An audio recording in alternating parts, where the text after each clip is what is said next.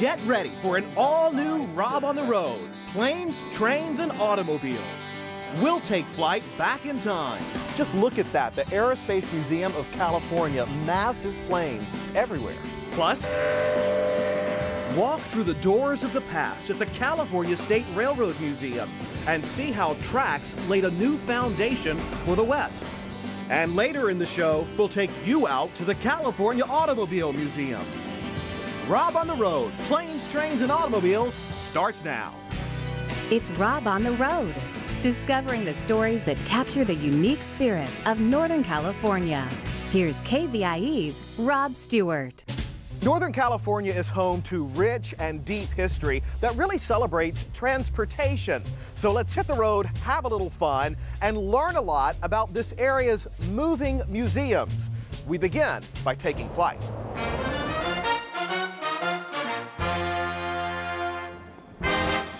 Well, we're taking you inside the Aerospace Museum of California. This place is filled with more than 40 aircraft, as well as hundreds of pieces of memorabilia.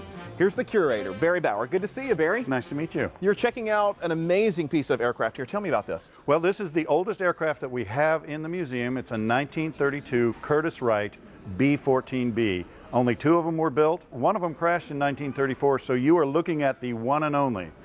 Well, it's amazing that this is a one-of-a-kind aircraft as well as a piece of artwork, in my opinion. This place is full of them, so let's go check it out. All right. Okay. Barry, look at this plane. Tell me about this one. It is absolutely beautiful. Well, this is a Fairchild PT-19B, a training aircraft, often called the Cradle of Eagles. Why? Because during the Second World War, almost every Army Air Force pilot at one point or another flew in this in his training process.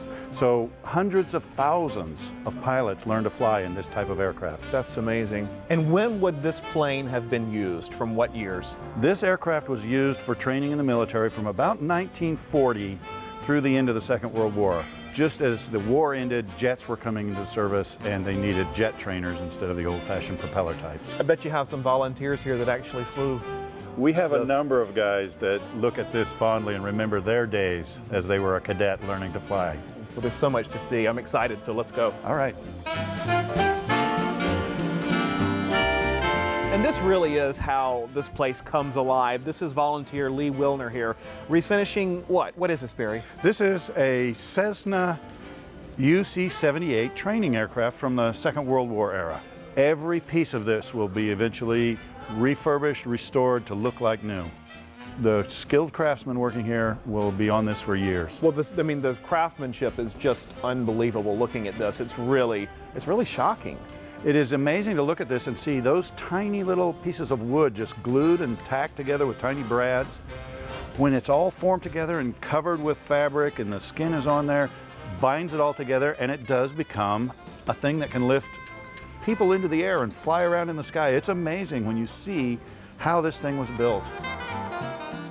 Is this a dying art? Absolutely so.